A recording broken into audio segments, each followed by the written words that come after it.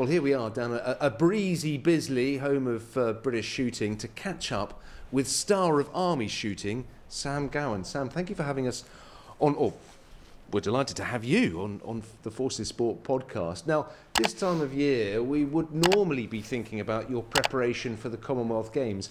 Disappointing this year that it's not being included at the Birmingham Games. You know, why is that? And as an athlete with medal-winning success in a Commonwealth event, how disappointing is it for you? I'm not exactly sure what the reason is. I've got my ideas, but I can't prove them. But it is a real shame. The opportunity to have a shooting competition on home soil and the thought of having your family and everyone watching there with you, it's a shame to have that gone, really. And it is a shame that it's not in the Commonwealth Games. Shooting has been a part of the Commonwealth Games for a very, very long time. It's been a big event, so it is quite gutting. And of course, well, casting your mind back 4 years ago, I don't want to say this is where you made your mark on international shooting, but you came away with a bronze medal. So you have fond memories of competing in the Commonwealth Games. Yes, that was probably the best memory I've ever got, to be fair. And I don't know if I'll get a memory like that within my shooting career again. It's just such a special event, really. It's the place, the people, the weather, the whole situation about, you know, being at the Commonwealth Games, with it being such a huge multi-sport, multinational event. That was brilliant.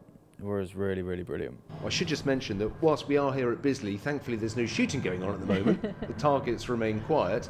We are underneath the flight path of jets going into Farnborough airport at the moment. So if that's what you can hear, we're sorry about that, and hopefully that won't interfere too much with our chat with Sam. But Sam, the shooting that you do, I like to think of as the Formula One of shooting. Talk us through the discipline that you compete in.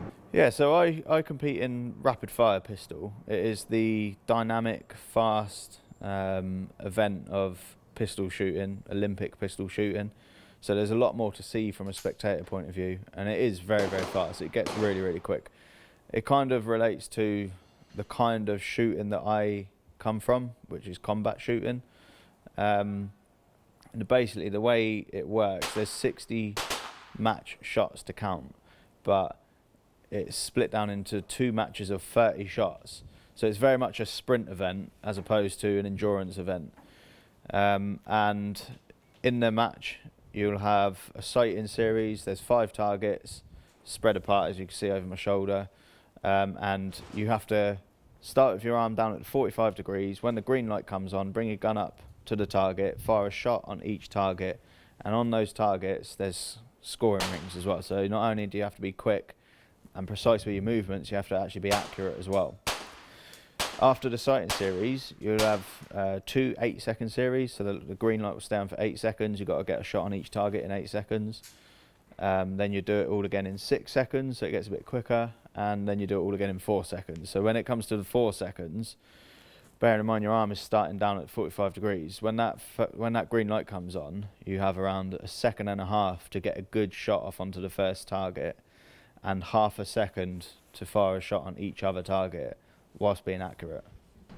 And you mentioned in that you come from combat shooting, and there's an obvious link, I'm sure, to our viewers, our listeners, that someone who's in the military would be good at target shooting, but also to have come from that. But is that your entire history? Is that where you came from, or was shooting something you did, or have done, since you were younger? I've done shooting since I was around 14 years old, before I joined the army, and actually it was a very different type of shooting to what I do now.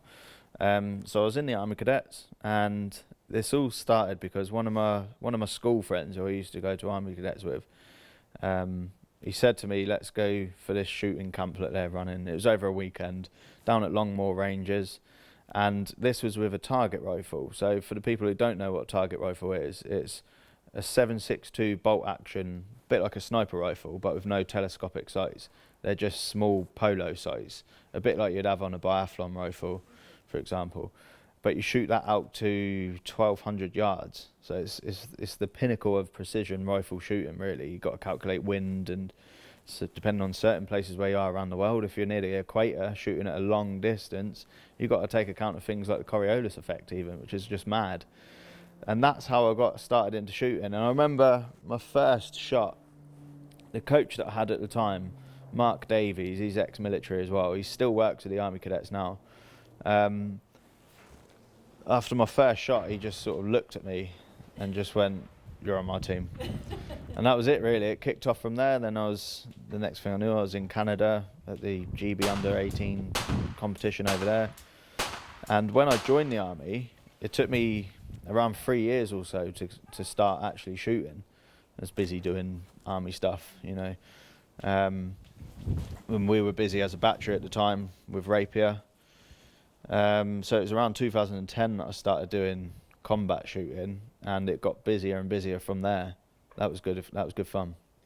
But is it as simple to say that if you have done combat shooting, you are a good shooter, or is it the fact that you're a good shooter that has done combat shooting as well? It doesn't necessarily follow. Yeah, I don't think it does follow.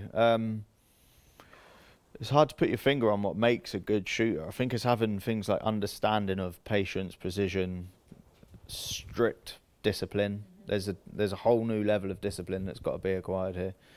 And combat shooting is a good test. If you can become good at combat shooting and fast and accurate and move properly and engage targets properly, then that can cross over into things like this. But you have to have another level of skill as such to be quite efficient at this. You don't get away with anything when it comes to sport shooting, particularly high performance sport shooting. You don't get away with anything. If you have the wrong thought at the wrong time, you're done. I imagine the conditioning you've had as a soldier really does help you, because as a soldier you have to open your ears and listen to instruction, but you're also very familiar with repetition of drills, etc., so that when it comes to the actual moment, you're spot on, and that must be something that's very familiar to you. It is, yeah. Being a soldier has really helped, I think. The core values, for example, that the Army teaches are used time and time again in this sport, and they're so fundamental to getting this sport correct as well. Every single core discipline plays a massive role, not only competing, but also working as part of the troops to target team, for example. It really does help, and I've called upon these core values quite a lot, as well as other military experience that I've got. Even teaching over at Purbright, I was an instructor at Purbright for a couple of years, and seeing how training programs are made and how they're followed and how they're progressive, I've used that experience into my training programs here.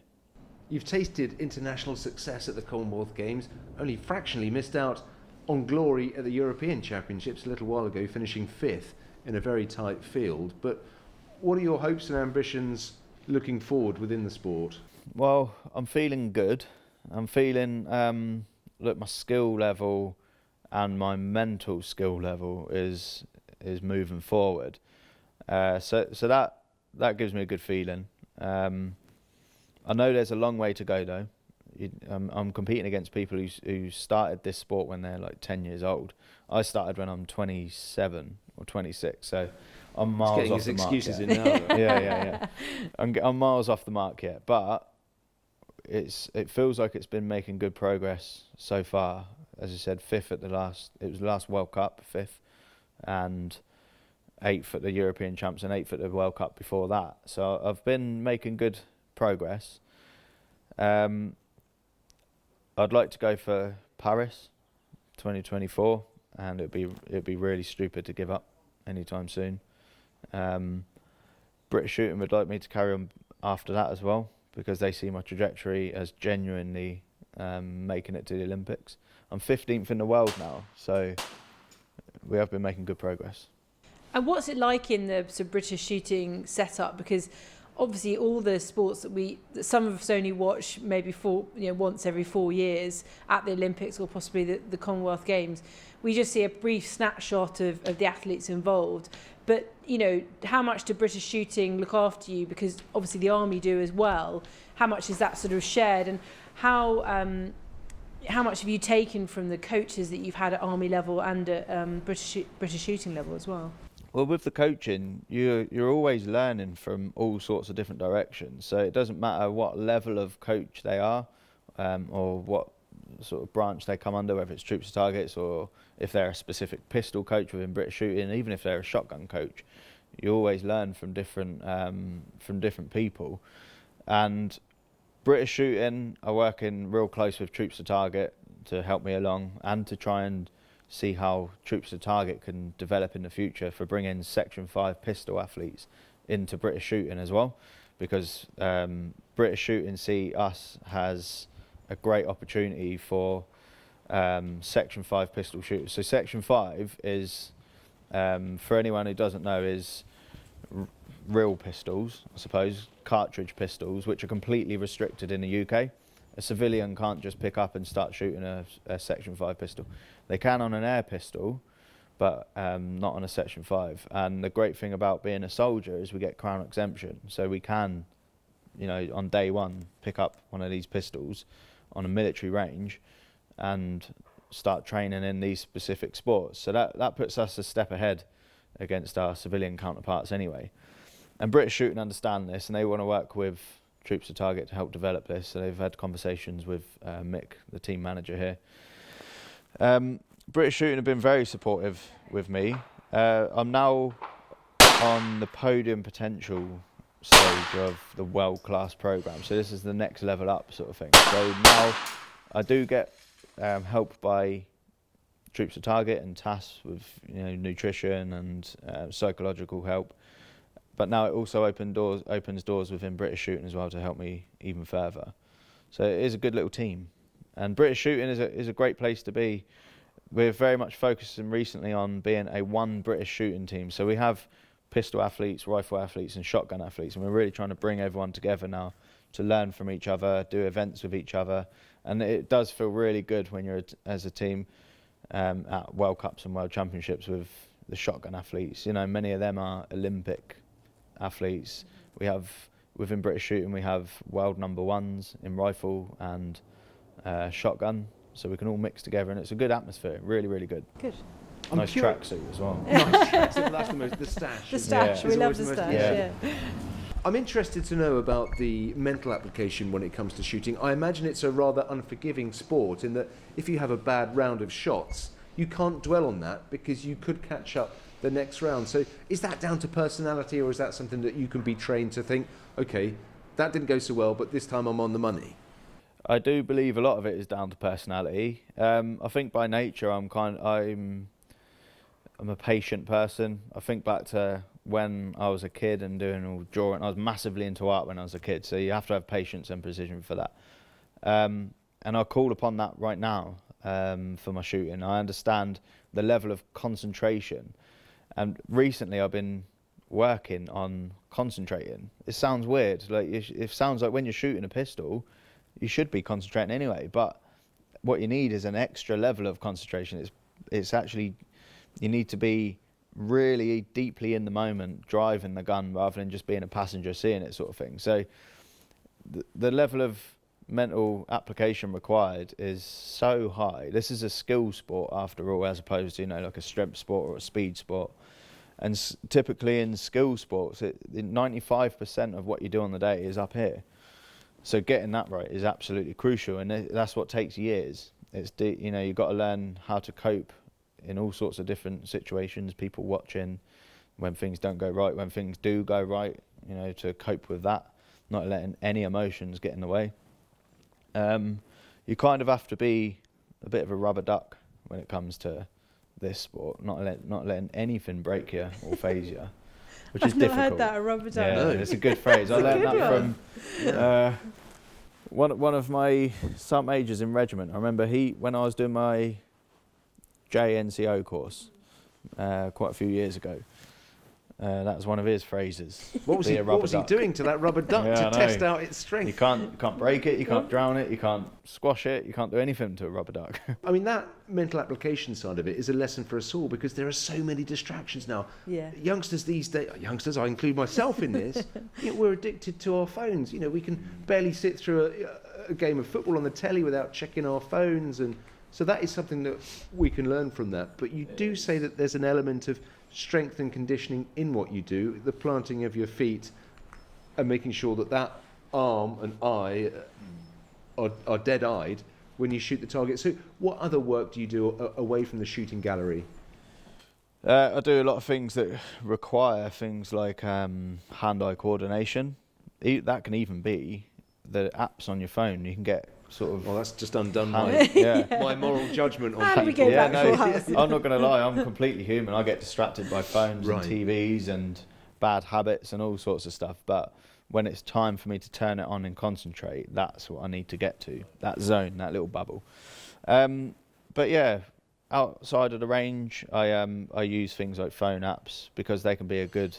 you can get things like speed testing and stuff where you have to tap certain parts of the phone. But one thing I'm really big on outside of the range is doing things that make me get outside of my comfort zone. And this could even be doing public speaking in front of like the regiment, for example, giving lessons, particularly lessons that I'm not a subject matter expert on, where I have to do research first and I have to make sure I know beforehand, where I'm not so comfortable talking about it. It could even be things like going to Go Ape, get up on that totem pole and do the leap of faith, for example, because they're really crucial lessons. Not only do they teach you about yourself, but you're building up the being uncomfortable part and still performing under pressure, essentially. So that's the kind of stuff that I do. It's mainly to do with getting myself uncomfortable and dealing with it properly. And did you learn that for yourself, or were you sort of advised to go outside your comfort zone, or is that just something you've built your lifestyle around to sort of accommodate for? It was mainly COVID that taught me this. The COVID situation sort of actually opened up quite a lot of doors for me. I couldn't go to competitions, I couldn't go to international training camps to train with other like sort of international athletes. So I had to think outside the box of how I could train and how I could maintain that feeling of being uncomfortable, because you got to face it, competition and competing is not comfortable. You've got to be okay with being uncomfortable in a competition. You've got to be okay with having people watching you. You've got to be an athlete and a performer. So I thought of other ways how I can sort of get that feeling going, because it's all about getting that feeling. It's about getting the adrenaline going. And I ended up giving some briefs to the regiment and try and make that as regular as possible, as well as Zoom briefs to the English, the English Small Bore Shooting Union Academy, other athletes and stuff like that, giving them briefs. So it's kind of self-taught, but through a strange opportunity. And using using the army for it as well, which is good to Well, the army's very good at that. Yeah, of course. And I'm sure they were very receptive to it as well. Absolutely, yeah, they really were. They were very receptive to it indeed, asking some really good questions that make you think as well. Well, I was going to say, at the same time that you're on this journey, everything that you're learning, you are able to take back not just to your unit, but army-wide, useful lessons of perhaps being a modern soldier. Is that what you feel when you're giving these briefings? I do, yeah, I do feel like that. But also I try to get across the fact that I do compete, because there's other lessons there as well that you can pass on to other people. Through my experiences, people can learn, because they may not have had those experiences as well. Well, let's talk about competition. Have you had a chance to outline your season going forward? Yes, yeah. Can you give away anything? I mean, yeah, of course. We've got Egypt next week, touch wood, depending on COVID status. So I'm being very careful at the moment not to mix with people, journalists, as best as possible. Or at least 2 meters away. And what is there? European Championships in Russia. Might have to scratch that one off. I'm not too sure about that. Big question mark. Yeah. So that may get moved to somewhere else. The coach was saying earlier that there has to be a European Championships this year within the ISSF calendar. Because that will be a quota tournament for Paris, won't it? If you do well, it's not necessarily you that wins the place to Paris, but you win a spot for Team GB. Is that right? That's how it works, yeah, for sport nowadays. That's quite hard, isn't it? If you're the one that does well, you're not automatically chosen. No, that's right. It is difficult. You could put years and years and years of effort in, and do it on the day and bring that quota place home, but it doesn't mean it's yours until the selection has been made. which is quite worrying, of course. And away from the Europeans, any other major tournaments coming up? Got World Championships later in the year as well, so that's in Egypt. So this Egypt trip coming up next week will be a good recce for the World Championships. I've never been there before. I've not shot there, so it'd be a good chance to test out the light and the heat and all that sort of stuff. And do you find that every range is different? Has it got its own little quirks? Kind of. So the ranges that the ISSF use, and the ISSF is the International Small Bore Shooting Federation, they're in charge of all Olympic shooting. They have quite tight standards for what the range has to be like. For example, like 3/4 of the range has to be exposed to the air. Lighting has to be equal on the range. Doesn't matter about temperature and all that sort of stuff. That depends on the season. So ranges tend to be fairly similar. The one that's difficult can be this one, which is a good challenge. This has like very varying light conditions. It's very, very strange.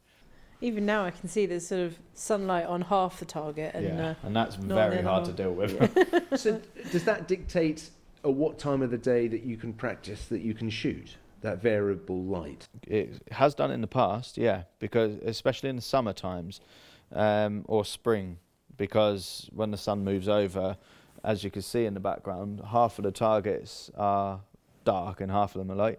That's not realistic at all, so it's not relevant training, it's not useful. So yes, it has dictated it in the past. We've balanced it out by having, artificial lights on there nowadays. But what I can do, which lockdown also taught me, is use my indoor range setup. So I've got a little 2-meter one just behind you, which I can remote control. It has lights and it gives me the timing of the click of my pistol, so I effectively get the data that I need for training.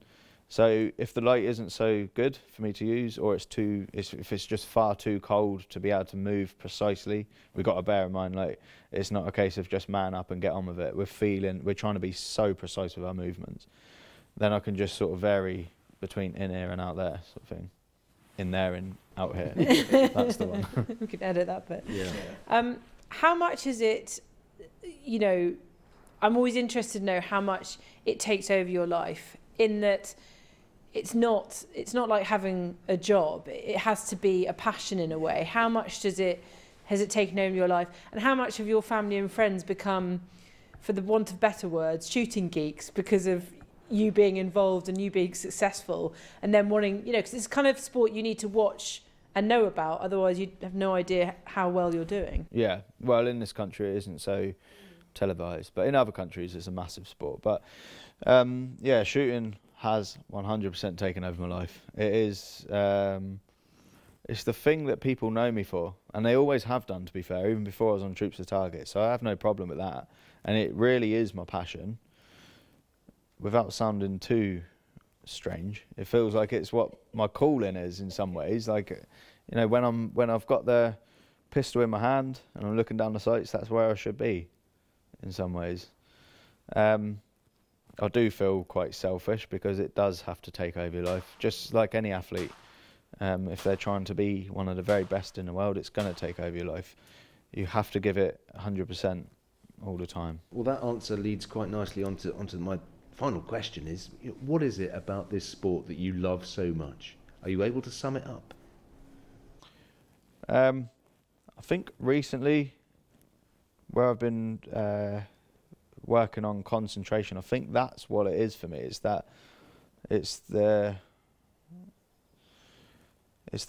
the feeling of concentrating so much on something and having a good outcome at the end. I find it quite satisfying. So being lost in that moment, in that moment. Yeah. It is hard to put your finger on exactly what it is. Well, the trigger, I would hope. But yes, of course. Yeah, hopefully so.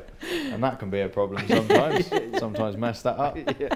But yeah, I think that's what it is. I'm not too sure.